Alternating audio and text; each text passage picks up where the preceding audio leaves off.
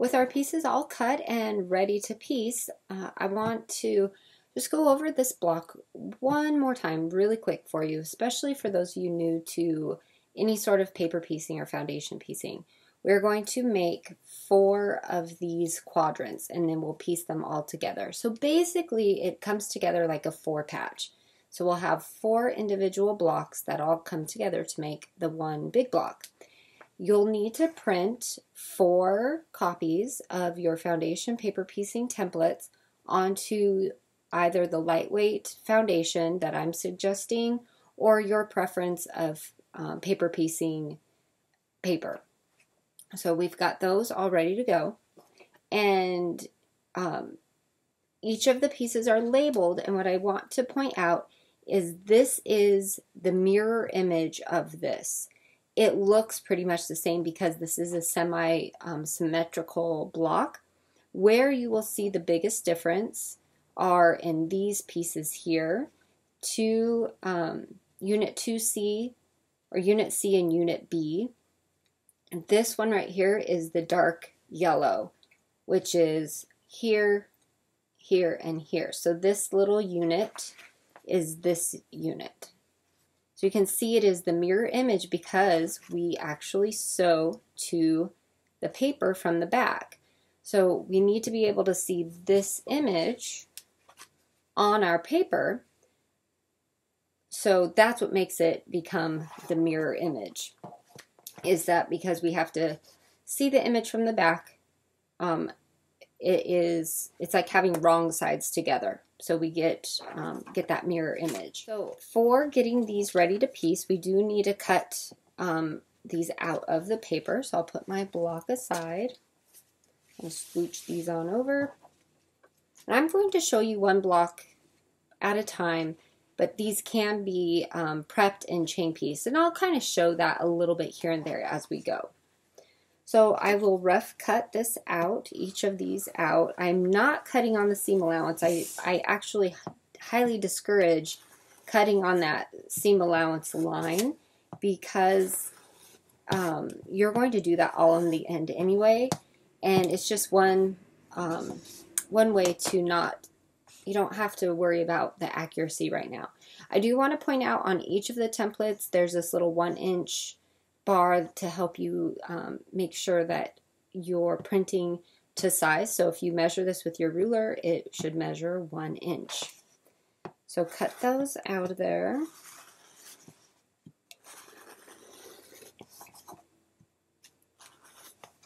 Okay, and I do have this little block up here on there just to help you if you need it for a visual reminder of what pieces go where and what colors will be used for making the block.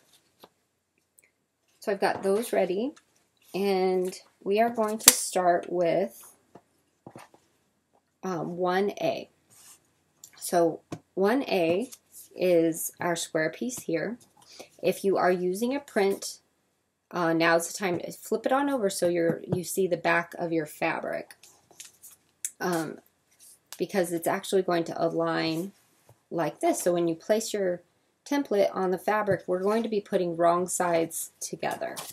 So the right side of the fabric will be showing just like that. So wrong sides together on those. So we're going to do one at a time here. Just get one of your pieces. And this is when I use the glue stick. So kind of eyeball where the center is and just do a little dab of glue. This is washable. It starts out purple, but just like with the applique, it disappears to clear. And just dab it on there. You don't have to heat set this. You certainly can. Don't worry, that will turn clear, and you can use other glues as well, but you don't have to heat set this. This is just an anchor. So we've got our piece 1A placed and centered. So if you kind of hold it up, you can see that the fabric goes beyond the edge of the seam allowances. You can kind of see that through your paper. If you need to hold it up to a light, you can, but we need to make sure it goes beyond 1/4 of an inch on all of the edges there. So up there, that's better. Now you can see that. So you can see how it goes beyond on all of the edges. Next, we're going to attach 2A. So for each quadrant of this block, the grays that go here just need to be 2 of the same grays. So either gray 2 or gray number 4. And you'll have 2 of these quadrants that have gray number 2 and 2 of these that have gray number 4. And then we will place them in the block appropriately. So that's all you need to worry about, is that these 2 are the same grays. Of course, you can change it if you want to, but that's the intended design.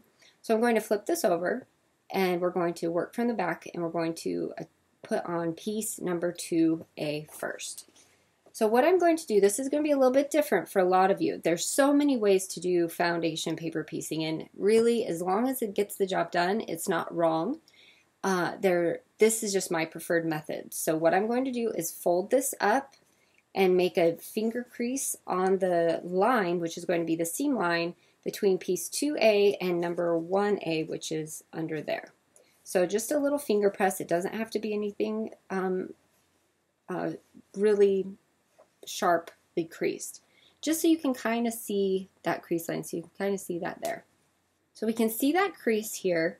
I'm going to place glue, because the crease is the seam allowance, on the inside of the seam allowance from that crease. I'm going to take my 2A and I'm going to flip it right sides together and kind of overlap those seam allowances so that they kind of sort of match. Remember, we cut everything big, so when we sew this and trim it, it's going to match. And if you need to, just fold this on back along the same crease, kind of just eyeball it, and you'll see that it will go past these lines where it needs to go past. So using the cutting templates and the glue basting really helps you place your fabrics more precisely and with so much less waste. And you know that it's going to match. You know it's going to work. And then heat set that, and it's ready to sew. To sew it, we'll go from the front, and we'll just sew right along this seam. You can start at that corner as long as you backstitch, or you can start here and go through and just go beyond a little bit. There's no right or wrong with what you do right here at this point. But if you do stop there, make sure you backstitch to, or lock your stitch to anchor that point, and then do go beyond this seam allowance here. So next we'll go ahead and prep our templates C and B. These only have one seam, but because it is that odd sort of angle, foundation piecing just makes it much more easy and accurate to piece these together. So I'll just anchor it with a little bit of glue. Looks like a lot, but it'll dry. And then place it so that the fabric goes beyond all of the edges, which it does. You certainly can heat set it, but you don't have to. It'll dry. And then, just like I did before, I'm going to fold up the edge right along that crease. Draw a line. This is so great. I can't tell you all of the drama I've gone through in my life for paper piecing. I've always enjoyed it, but once I started doing this, it just makes things so much faster. So this piece will go on here like this. So you have to flip it over, right sides together, and align these edges.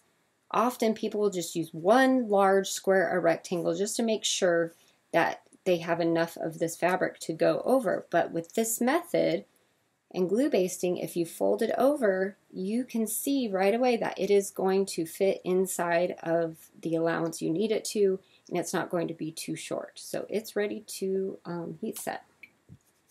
So that one's ready to go. And we can do the same for this piece here. So a little glue, and get my little white piece. Place it so it goes beyond all the edges. You can see that it does there. And then I'll fold up this edge, place my glue.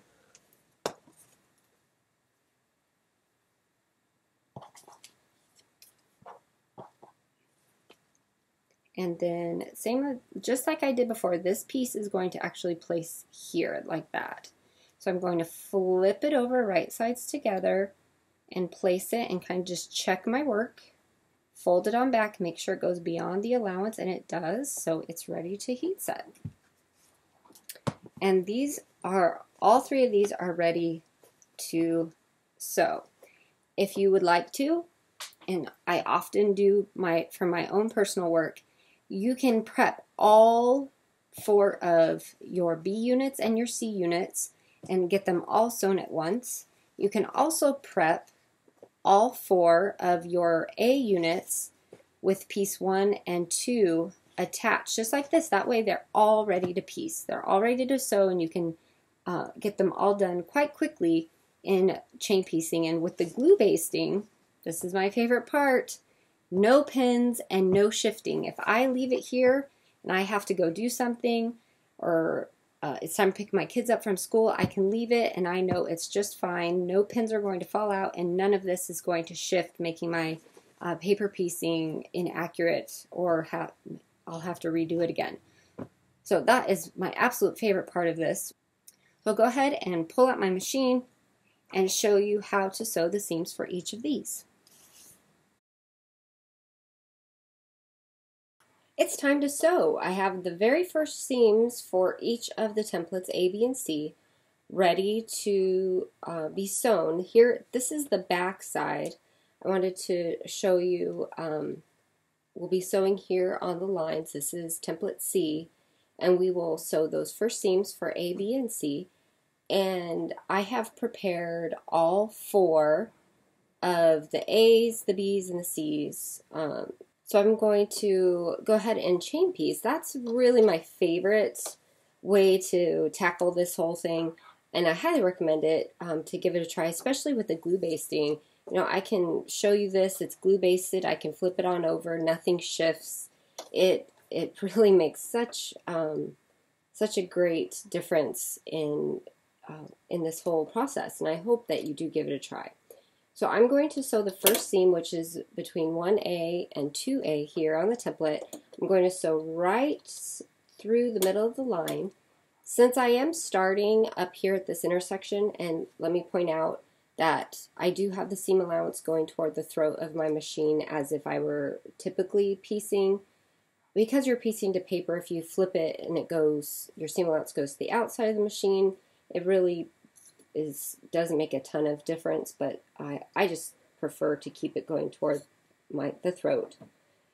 Since I am starting that way and I have that intersection up the top, I'm going to start there, and I'm going to just start actually in the intersection right here where the needle's going in, and just backstitch a stitch or 2 to anchor it in. I could start further back, but I don't feel it's necessary. So let's talk about settings on the machine really quick. I have my stitch length set to about a 2-ish, right about there. I do like a smaller stitch in general for piecing. I especially like it for foundation piecing. If you are not using the foundation paper that I'm recommending, the Sharon Secret in lightweight, then you are definitely going to need a smaller stitch so you can rip those papers out. Larger stitches make it really hard, but not too small. You don't want to perforate it too tiny. So I'm going to go ahead and backstitch a couple stitches here. And I am using the Soie Surfine that comes with the thread set for this month. And I like it because it's nice and fine. And you'll probably notice that I'm using a different machine than the previous months. My other machine's in the shop. She's having a spa day. So all the way down to the end. And then I can just pick up my next one. Push that one on back and just start right at that same point. Put my needle down. And go ahead and start, and then I can just keep on going with all of my units that are the same. You can see I'm just sewing right down the middle of that line, not to the right or to the left, because that's going to help our intersecting seams come together more accurately. Okay, so let's do one of these other units. Here's a B. So this one, I'm going to start out here past the seam allowance and come toward the point. This one only has one seam, and you can tell I didn't pay too much attention. This one, the seam allowance is going the other direction, but there's just one seam on this one, so it doesn't make a ton of difference. It gets sewn either way. And then I am going to sew past the point. That just helps it press more easily. And then I just keep on going. Here's the C unit. So I'm going to turn that around so my seam allowance is going in the proper direction. And let's go. This is, you know, it's just so easy with everything glue basted. And I will get the rest of these sewn for you. And then I'll show you trimming and pressing. And since templates B and C only have the one seam, I'll also show you how to trim up the block so that it's ready to piece into the final block. I've gotten everything sewn and it's ready to trim. Pretty much anytime you do foundation or paper piecing, the process is sew, trim, press. Sew, trim, press, sew, trim, press. We've sewn, so now we're going to trim our seam allowances to an accurate 1/4 of an inch. And then we'll press our seams to the side and we'll start the process over again with our next piece for each quadrant. So I'm going to start with template A. It does not matter which one you start with, it really doesn't. And to trim, one thing to not do is trim with your template out like this, because then you'll just cut your template right off. Believe me, it's so easy to do. So just fold your template back along the seam. You can trim from this side or this side, just as long as you measure out from the seam allowance a 1/4 inch to do your trimming. Doesn't matter which way you do it, really, as long as that template is folded back along the seam.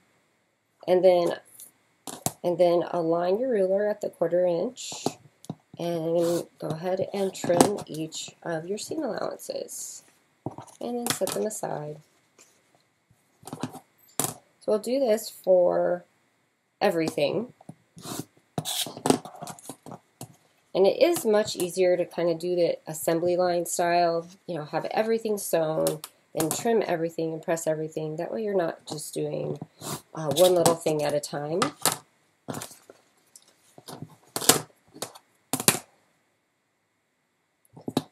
Alright, all of those are ready. So we'll give these go. If you have one of those add a 1/4 rulers, those work really nicely also. Just as long as you can measure a 1/4 inch from the seam allowance, it really is up to you what ruler you want to use. And we'll just get all of these done for you real quick.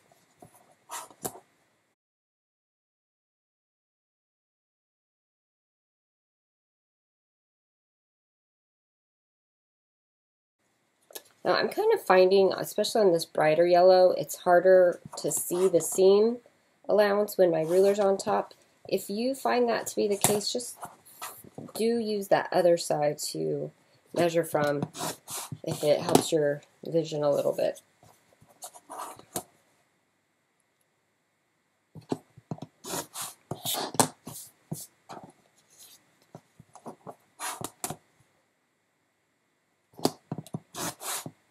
So they are all ready for pressing.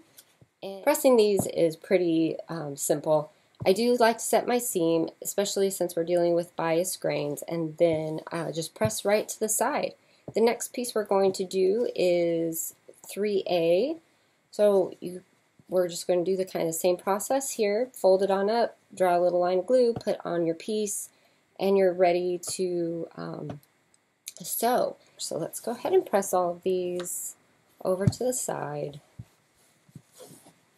That's one of the reasons I kind of like paper and foundation piecing, is it kind of makes you press to the side, which of course, as you know by now, I prefer in almost all cases. There's a few exceptions. So it kind of makes you have to do that, keeps your seams nice and strong. So I'm pressing these over.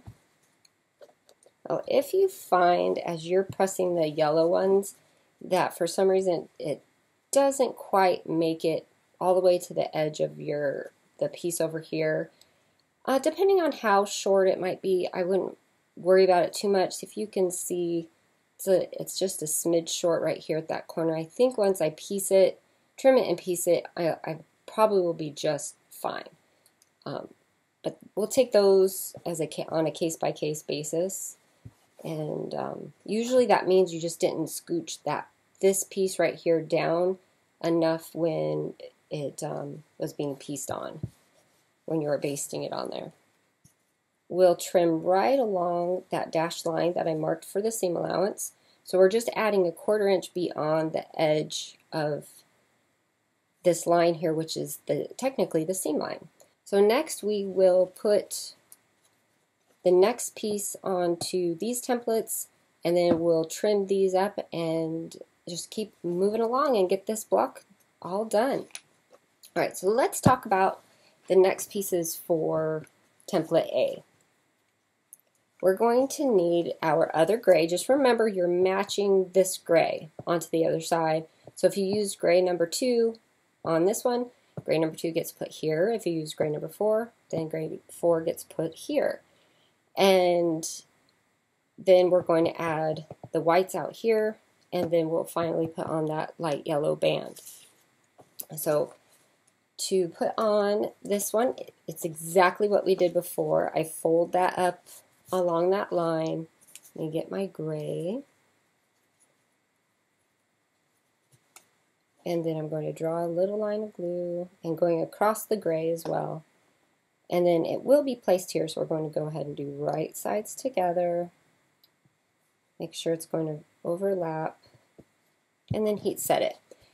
Because this seam does not intersect the seam here between 4 and 2A, you can prep that seam too, which is really nice, especially with the glue basting, because it's all set and ready to go. So if you prep both of those seams, you'll be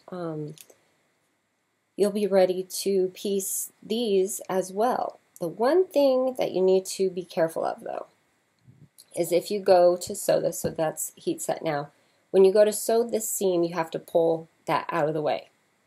Otherwise, of course, you'll sew over that, and then that completely just undermines the whole reason for having prepped both of those at the same time.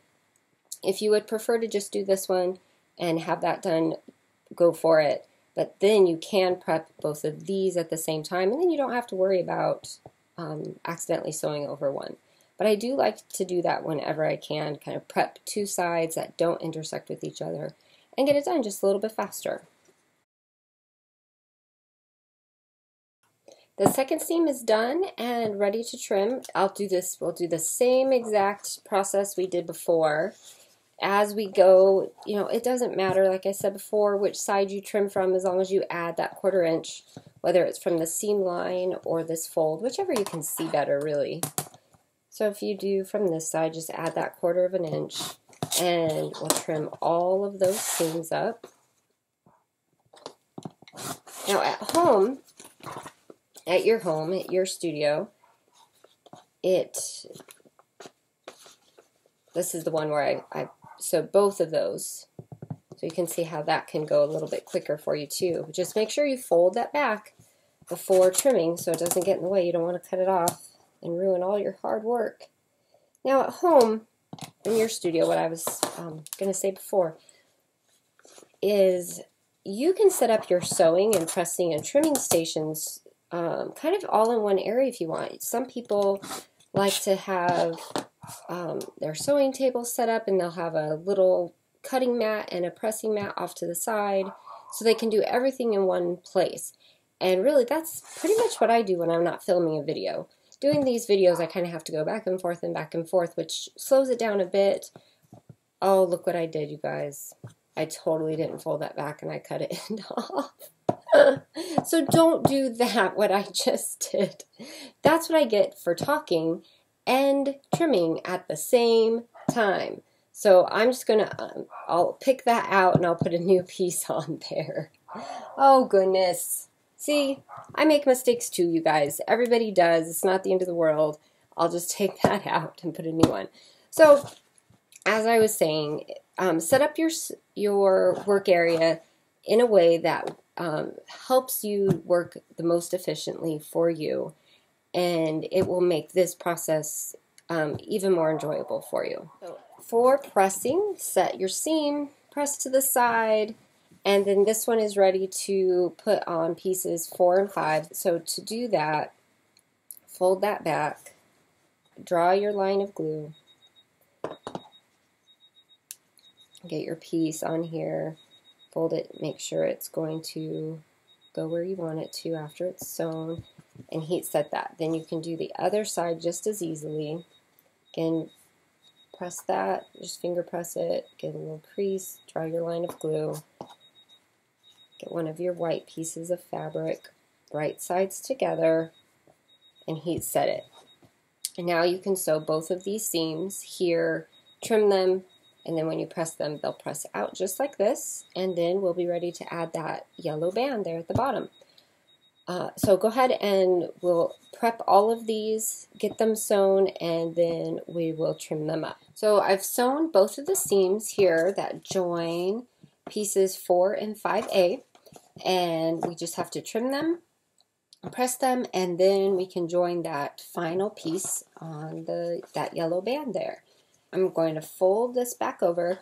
Now, when you fold back your template to do your trimming, depending on the seam, especially if you sew past this intersection here and into the seam allowance, when you fold it back, you may have to kind of pull the template away from that seam, which is fine.